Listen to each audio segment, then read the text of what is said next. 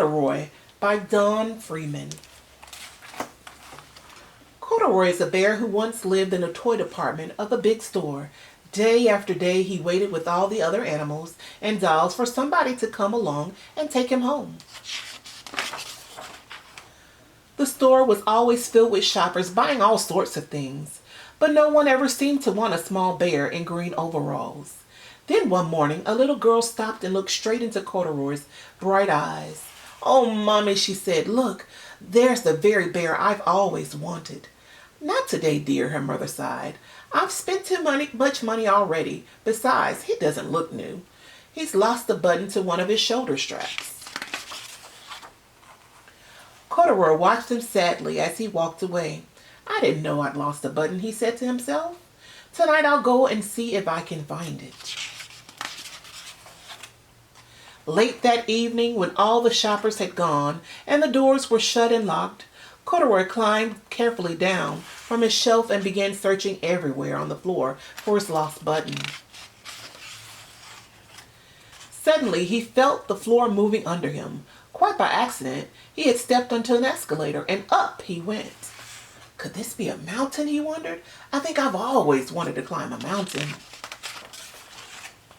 He stepped off the escalator as it reached the next floor, and there before his eyes was the most amazing sight. Tables and chairs and lamps and sofas and rows of beds. "This must be a palace," Corduroy gasped. "I guess I've always wanted to live in a palace." He wandered around admiring the furniture. "This must be a bed," he said. "I've always wanted to sleep in a bed."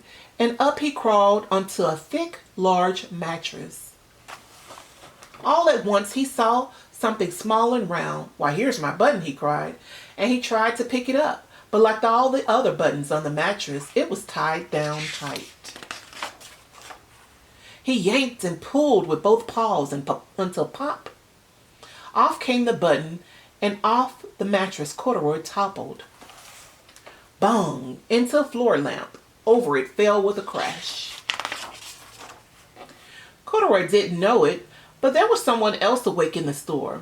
The night watchman was going his rounds on the floor above. When he heard the crash, he came dashing down the escalator.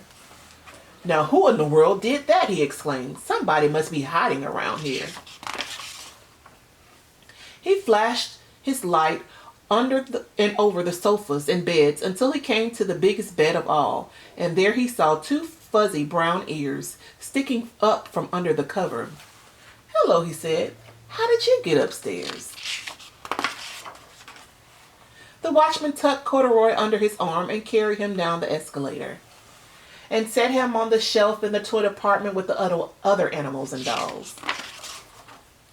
Corduroy was just waking up when the first customers came in the store in the morning, and there, looking at him with a wide, warm smile, was the same little girl he'd seen only the day before.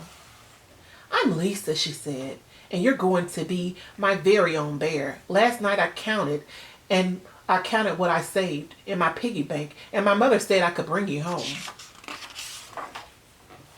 "Shall I put him in a box for you?" the sales lady asked. "Oh, no, thank you," Lisa answered, and she carried Corduroy home in her arms. She ran all the way up four flights of stairs into her family's apartment and straight to her own room. Corduroy blinked. There was a chair and a chest of drawers, and alongside a girl-sized bed stood a little bed just the right size for him. The room was small, nothing like the enormous palace in the department store. "This must be home," he said. "I know. I've always wanted a home." Lisa sat down with Corduroy on her lap and began to sew a button on his overalls. "I like you the way you are," she said, "but you'll be more comfortable with your shoulder strap fastened." "You must be a friend," said Corduroy. "I've always wanted a friend." "Me too," said Lisa, and gave him a big hug. The end.